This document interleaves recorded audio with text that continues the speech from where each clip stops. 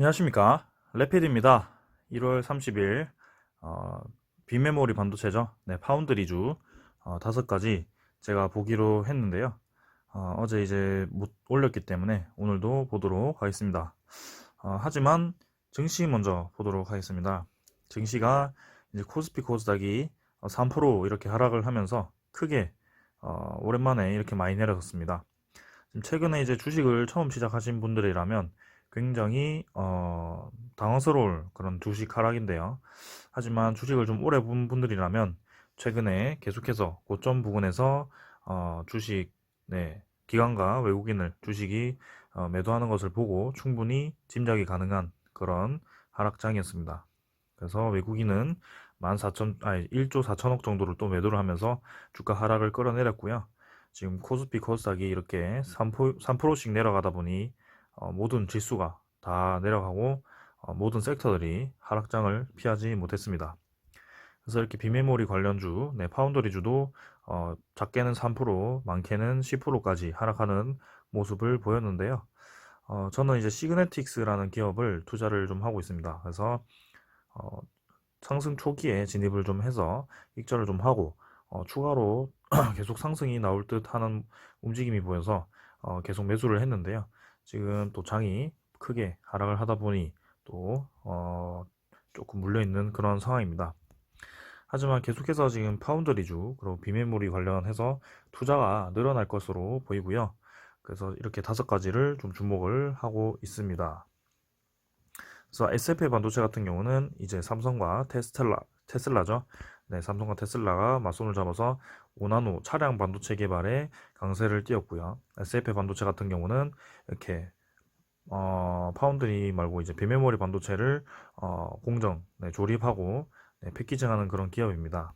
그 다음에 시그네틱스도 마찬가지 이런 어, 비메모리를 패키징하는 기업이고요. 네, 그래서 플립칩 뭐 이런 게 많더라고요. 그래서 이전에 5월 달에, 네, 작년 5월 달에도 삼성 평택에 10조 원 규모의 시스템 반도체 시설 추가 구축 소식에 이제 상승을 한 적이 있습니다.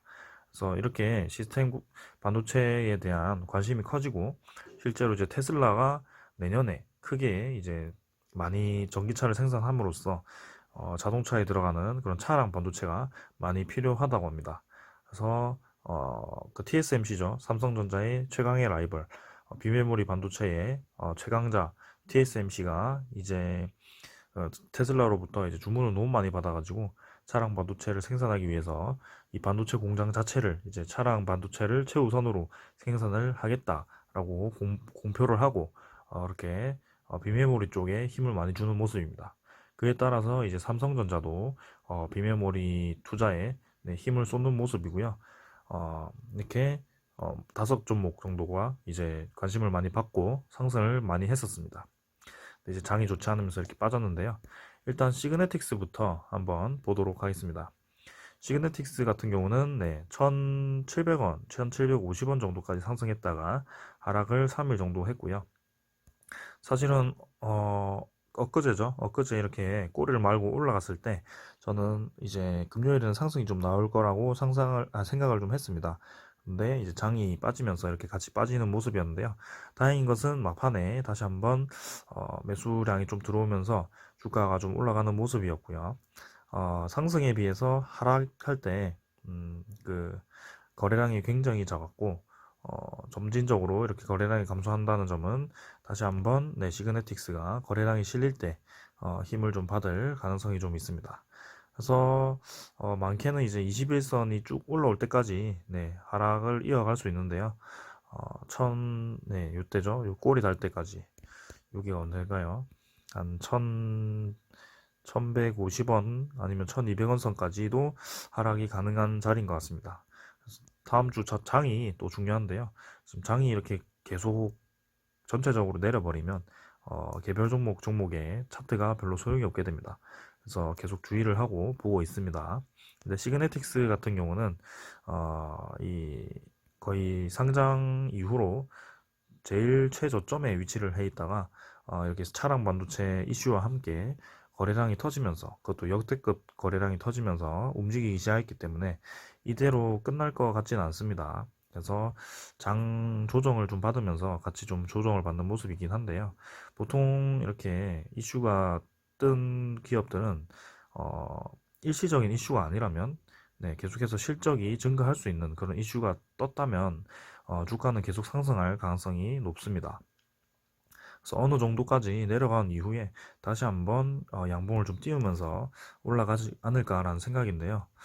이전에도 보시면 하락을 하다가 오랫동안 횡보로 이후에 상승을 다시 줄 때는 쉽게 끝나는 모습은 아니었습니다. 지금도 보시면 이때 241선 돌파 이후에 좀 조정을 받다가 다시 한번 재차 상승 이후에 위에서 몇 번 하락 상승 하락 상승을 반복하는 모습이었는데요. 조금은 네, 세력들이 좀 지저분하게 이렇게 주가를 관리하는 모습이긴 합니다. 근데 이렇게 한번 취소고 나서는 다시 한번 재취소는 그런 느낌이 있기 때문에 그때까지 기다릴 거고요. 그리고 지금까지와는 다르게 차량 반도체라는 비메모리 그 시장이 굉장히 커졌고 관심을 많이 받고 있고 수요량이 굉장히 많기 때문에 이제껏 상승분과는 좀 다른 그런 힘이 있을 거라고 믿고 있습니다. 그래서 계속 한번 시게네틱스도 제가 보유한 종목이기도 하고 주목해 보도록 하겠습니다.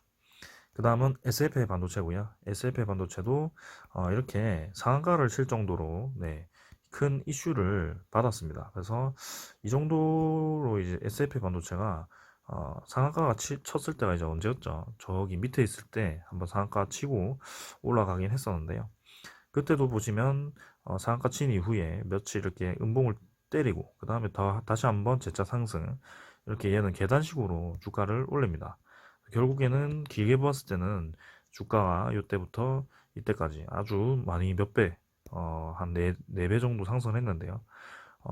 지금도 마찬가지로 이제 이 초입기에 진입을 했습니다. 그래서 이 차량 반도체와 이 비메모리 이 관심이 한순간에 끝날 게 아니거든요. 이제는 진짜 전기차가 본격적으로 나오는 그런 시대가 왔습니다. 그래서 배터리주가 선제적으로 상승을 좀 했는데요.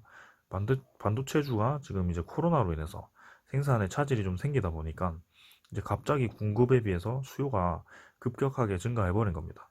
그래서 이렇게 빈메모리 관련주들이 아주 많이 힘을 받는 모습이고 특히 차량 반도체가 힘을 많이 받는 모습입니다. 그래서 SFA 반도체도 마찬가지로 거래량이 점차 감소를 하면서 주가가 조금씩 내려가고 있는데요.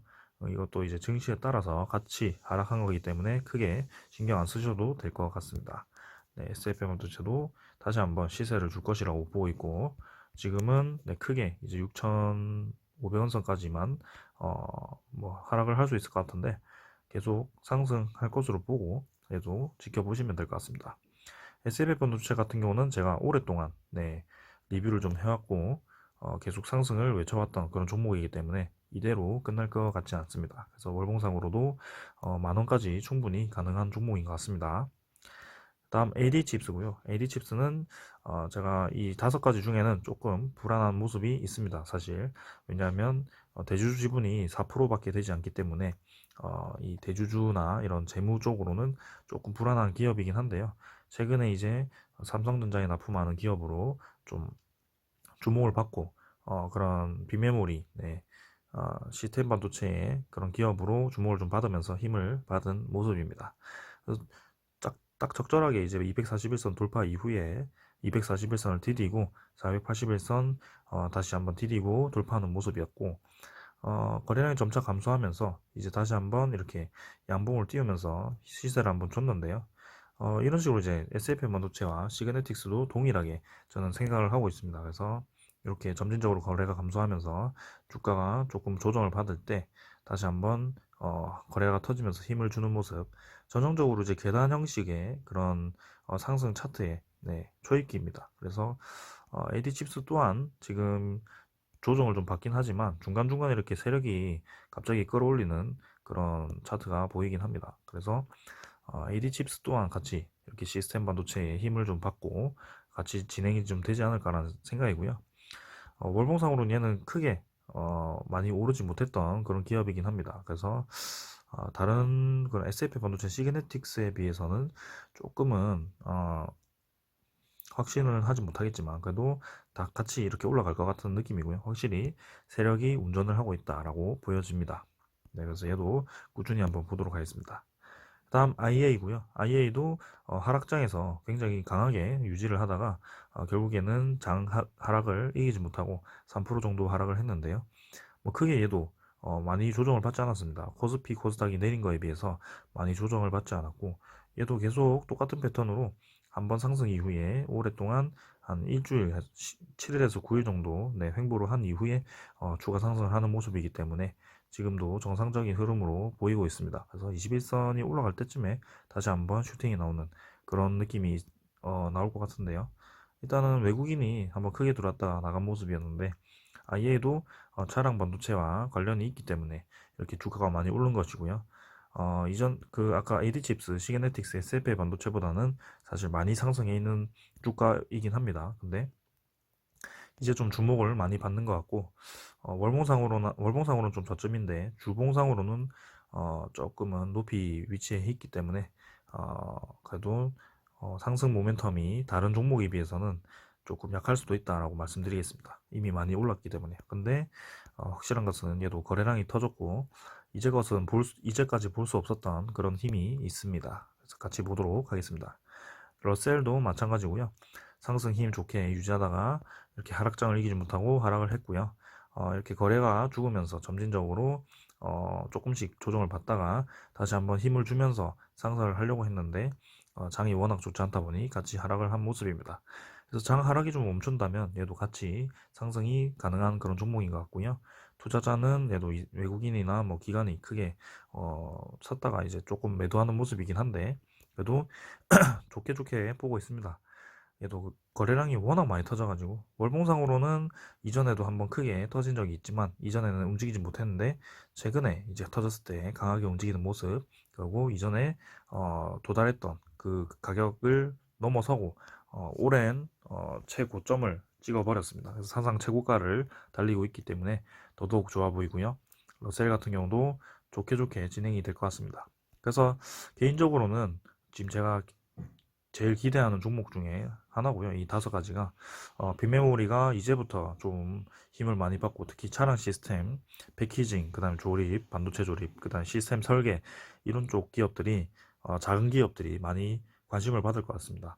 특히 이제 삼성전자가 TSMC를 이기기 위해서 공격적으로 투자를 할 것이기 때문에 좀 길게 보았을 때도 괜찮다고 보고 저는 조금 멀리 바라보고 한번 조심스럽게 투자를 해보겠습니다. 감사합니다.